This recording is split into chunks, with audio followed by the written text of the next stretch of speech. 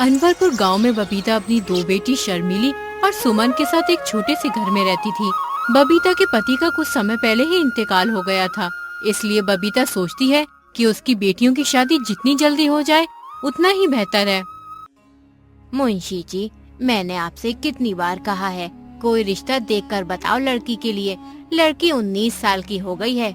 भाभी जी, मैंने बहुत जगह बात की, लेकिन हर कोई दहेज मांगता है। कोई कुछ मांगता है तो कोई कुछ मांगता है। मुंशी जी, तुम तो जानते ही हो हमारे घर में कोई काम करने वाला नहीं है। मैं जो दूसरों के घरों में काम करके पैसा कमाती हूँ, उससे तो बस घर का खर्चा ही चल पाता है। ऐसे में हम दहेज कहाँ से देंगे?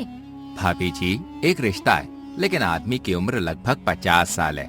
उसकी पहली पत्नी मर चुकी है, पहली पत्नी से 2 बच्चे भी हैं, लेकिन आदमी मालदार है। तुम्हारी बेटी को कोई परेशानी नहीं होगी। लेकिन मुंशी जी, उम्र बहुत ज्यादा है, लोग देखेंगे तो क्या कहेंगे? लोगों का काम तो कहना ही है। अगर अच्छे घर में करोगी तो दहेज देना ही पड़ेगा। आजकल कोई भी आदमी बगैर दहेज के शादी नहीं करता है, और तुम्हारे पास तो खुद के खर्चे के लिए भी पैसे नहीं है। ऐसे में दहेज कहाँ से दोगी? तुम सही कह रहे हो मुंशी जी, हमारे पास तो फूटी कौड़ी भी नहीं है। तुम बात करके लड़की की शादी करवा दो। कुछ ही दिनों में शर्मिली का विवाह हो गया। जिस आदमी से विवाह हुआ था उसका नाम था अशोक। अशोक एक सरकारी कर्मचारी था। अशोक के 2 लड़के थे, आकाश और सुमित, और एक विधवा बहन भी थी जो घर की मालकिन थी। उनका नाम रूपाली था। आकाश, अपनी माँ के लिए बाजार से कुछ ठंडी चीजें ले आ, गर्मी बहुत हो रही है। उतने में ही अशोक आ जाता है। उसके हाथ में कुछ सामान था। अशोक शर्मिली को खुश रखने के लिए कोई न कोई तोहफे रोज लाया करता, लेकिन शर्मिली को ना जाने क्यों अशोक के पास बैठना और हंसने बोलने में भी संकोच होता था। इसका कारण ये था कि अब तक ऐसा ही एक आदमी उसका पिता था, जिसके सामने सिर झुकाकर देह चुरा कर निकलती थी। अब उनकी अवस्था का एक आदमी उसका पति था। वो उसे प्रेम की वस्तु नहीं, सम्मान की वस्तु समझती थी। उनसे भागती फिरती थी, अशोक के सामने आते हुए शर्माती थी। अरे भाग्यवान, तुम मुझे देखकर ऐसे भागती हो जैसे मैं कोई खौफनाक जानवर हूँ। अरे मैं तुम्हारा पति हूँ। अगर तुम ऐसे ही शर्माती रही तो घर कैसे चलेगा? तुम अब इस घर की मालकिन हो, जो मन में आए वो करो।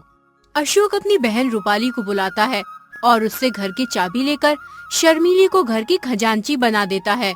रूपाली, अब से तुम कुछ भी काम नहीं करोगी। जिस भी चीज की जरूरत हो शर्मिली को बोल दिया करो। और शर्मिली, तुम रूपाली का ध्यान रखना, बेचारी सारा दिन परेशान सी रहती है। घर में जिस चीज की भी उसे जरूरत हो उससे मंगा लिया करो। मैं हर महीने की तनख्वाह तुम्हें दे दिया करूंगा, क्योंकि घर के सारे खर्चे अब तुम्हें ही उठाने हैं। अशोक पूरे महीने की कमाई शर्मिली को दे देता है। उनका ख्याल था कि शर्मिली इन रुपयों को देखकर फूली नहीं समाएगी। उधर अशोक की बहन रूपाली मोहल्ले की औरतों से शर्मिली की खूब चुगली करती है।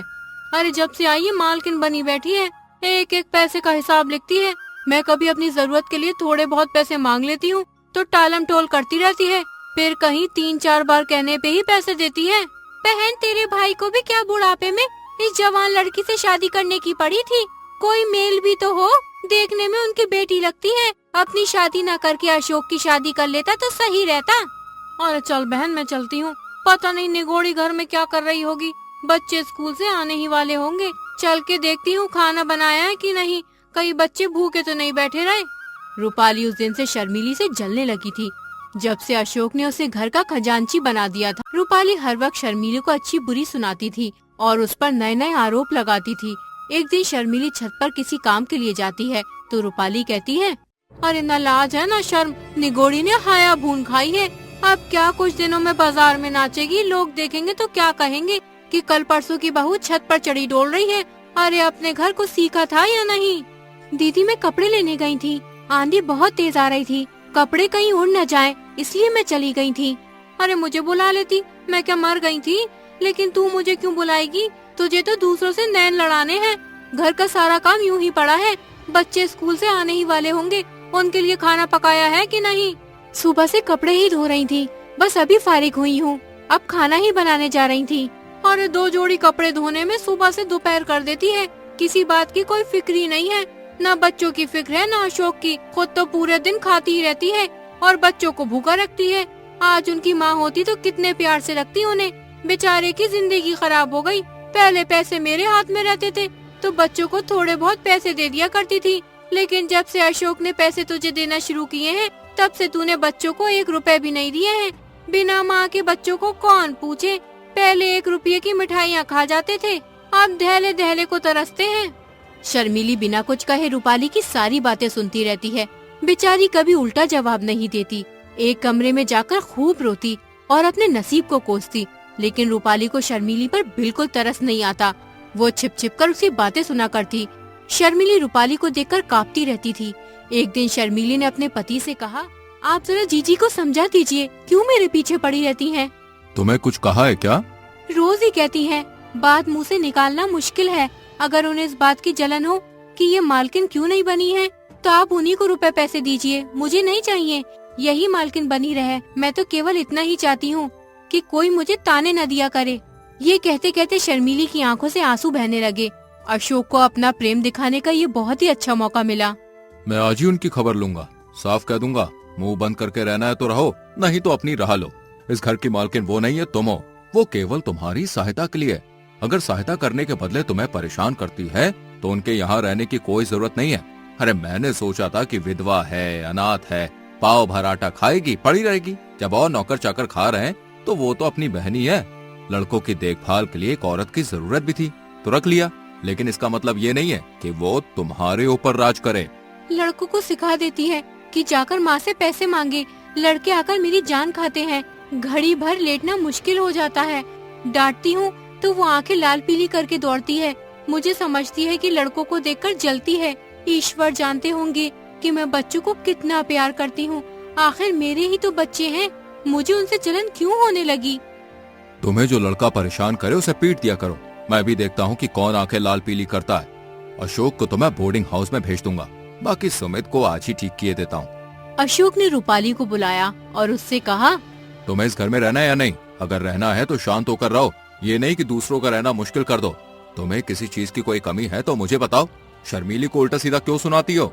रूपाली समझ गई कि बहू ने सारी बात अशोक को बता दी है, लेकिन रूपाली दबने वाली औरत नहीं थी।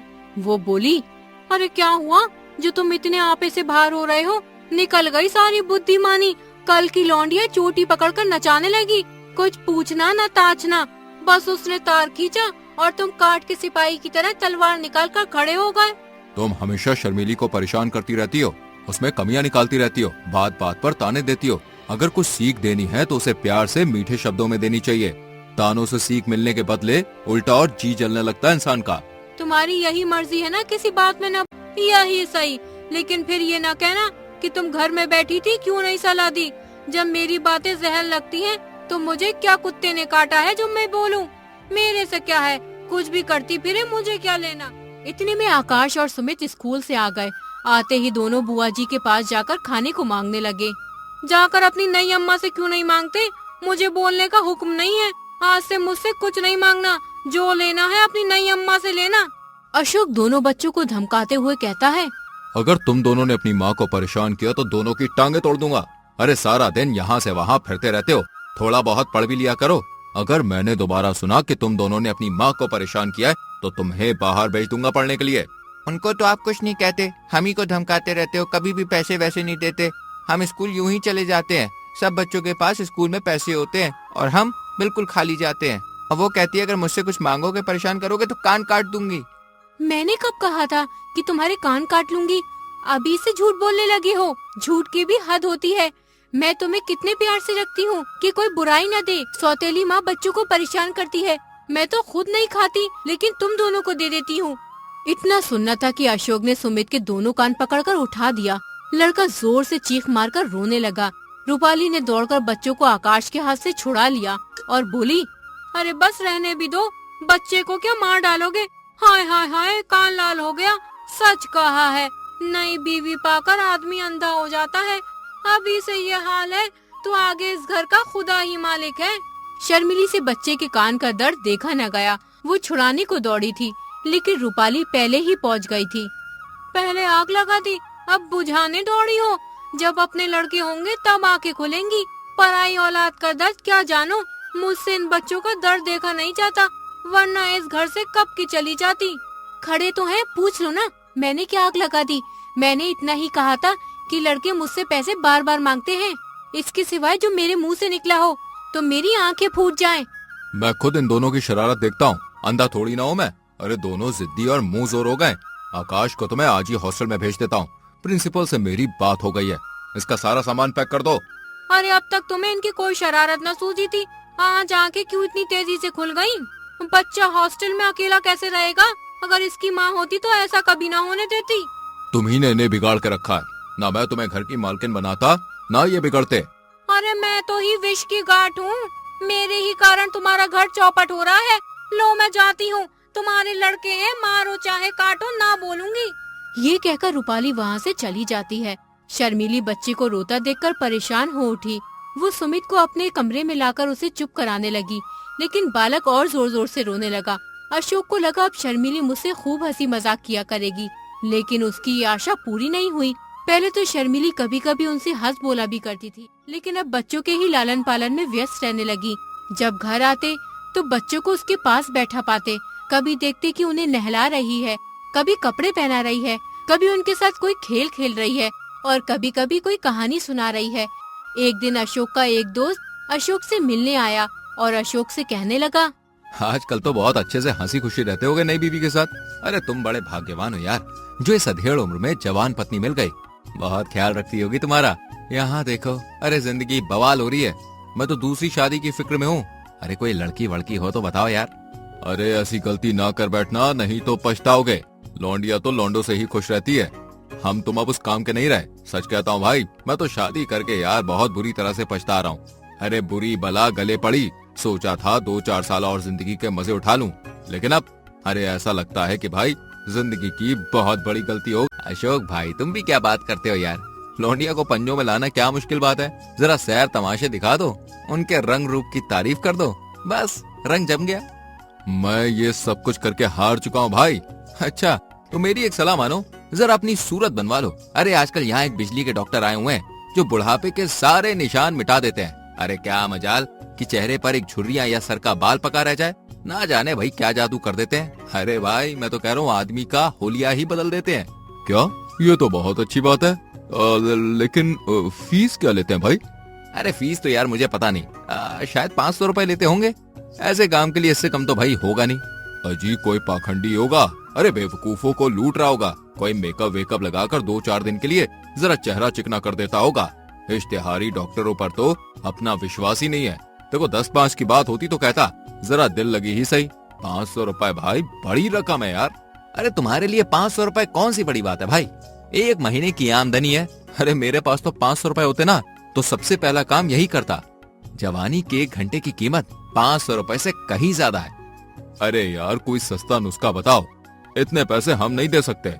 तो फिर जवान लड़कों की तरह कपड़े पहनो, गले में सोने की जंजीर पड़ी हुई हो, आंखों में सुरमा और बालों में खुशबू वाला तेल पड़ा हुआ। अरे तोन का पिचकना भी जरूरी है।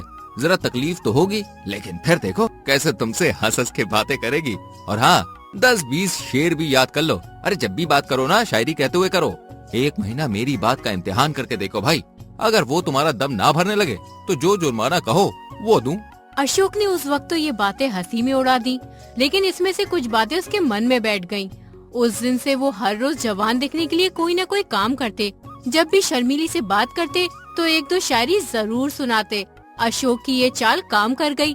दूसरे दिन जब अशोक ऑफिस से घर आए तो देखा शर्मीली अपने कमरे के द्वार पर खड़ी है। आज बहुत दिनों के बाद उन्हें ये कमल खिला हुआ दिखाई दिया।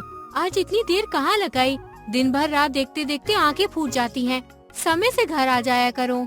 अरे यार ऑफिस में बहुत काम होता है। ओवर टाइम के पैसे अलग से मिलते हैं। अभी थोड़ा काम और था, लेकिन मैं सिर दर्द का बहाना बनाकर घर आ गया। क्यों इतना काम करते हो? काम उतना ही करना चाहिए जितना आराम से हो सके। प्राण देकर थोड़ी ना काम किया जाता है। मुझे रुपया का लालच नहीं है। तुम आराम से रहोगे तो रुपए बहुत मिलेंगे। भाई आती हुई लक्ष्मी भी तो ठुकराई नहीं जाती ना। लक्ष्मी अगर रक्त और मांस की भेंट लेकर आती है तो उसका ना ही आना अच्छा है। मैं धन की भूखी नहीं हूँ। इस वक्त आकाश स्कूल से लौटा और बोला, अम्मा जी कुछ खाने को दे दीजिए। शर्मीली ने एक प्लेट में खाना लाकर आकाश को दे दिया। आकाश खाना लेकर चला गया। पहले तो घर में आते ही नहीं थे। मुझसे बोलते में भी शर्माते थे। किसी चीज की जरूरत होती तो बाहर से ही मंगवाने के लिए भेजते। जब से मैंने बुलाकर कहा तब से आने लगे हैं। अशोक को आकाश पर संदेह हुआ और कुछ चिढ़कर बोला, ये तुम्हारे पास खाने पीने की चीजें मांगने क्यों आता है? इसे यहाँ आने मत दिया करो, दीदी के हाथ भिजवा दिया करो। शर्मिली ने ये बात प्रशंसा पाने के लिए लोभ में कही थी। वो ये दिखाना चाहती थी कि मैं तुम्हारे लड़कों को कितना चाहती हूँ। ये कोई बनावटी प्रेम न था, उसे लड़कों से सचमुच प्यार था। लेकिन शर्मिली का ये वार उल्टा पड़ गया। अशोक आकाश पर शक करने लगा।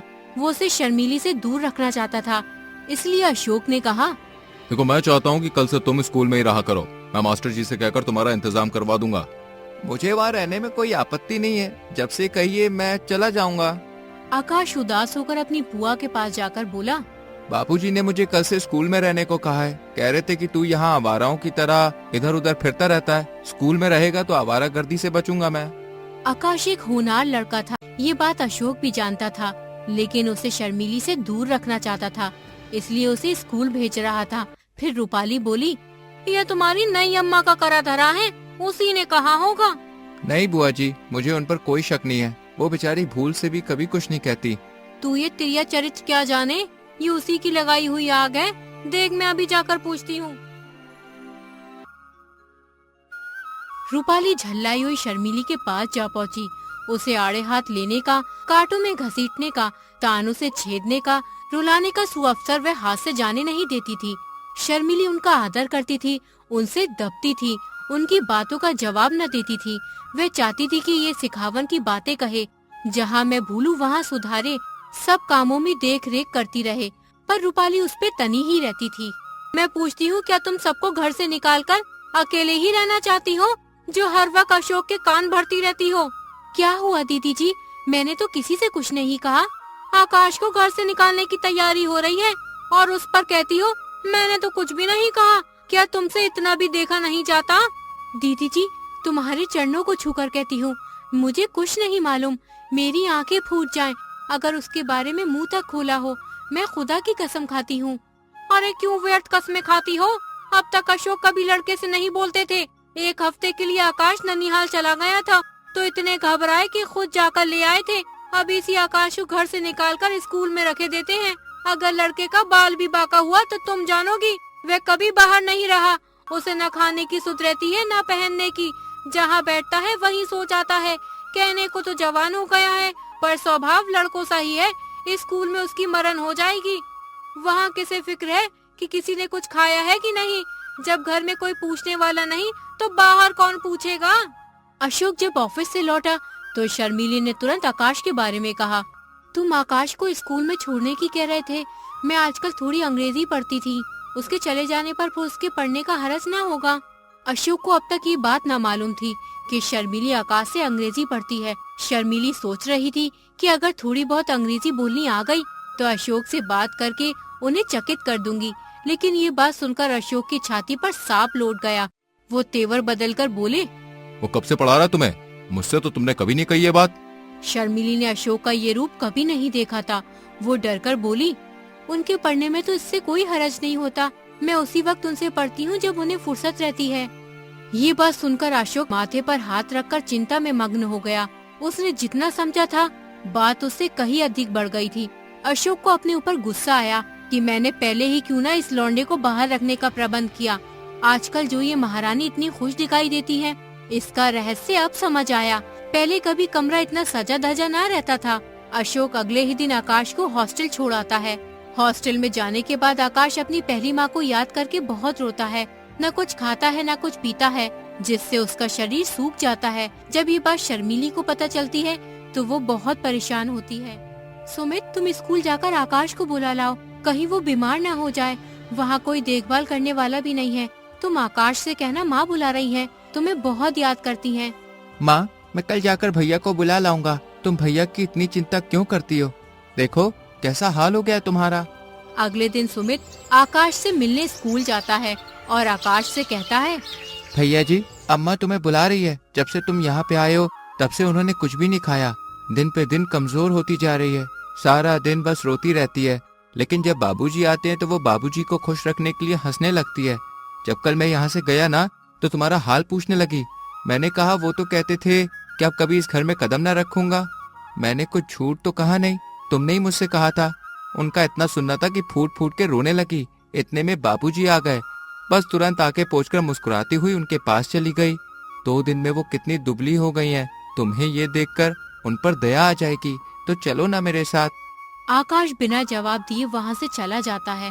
अब वो समझ जाता है और खुद से ही कहने लगता है, आज तक किसी पिता ने अपने पुत्र पर इतना निर्दयी कलंक ना लगाया होगा। बाबूजी को मुझ पर यह संदेह क्यों हो रहा है? इसका क्या कारण है? मुझ में ऐसी कौन सी बात उन्होंने देखी जिससे उन्हें ये संदेह हुआ?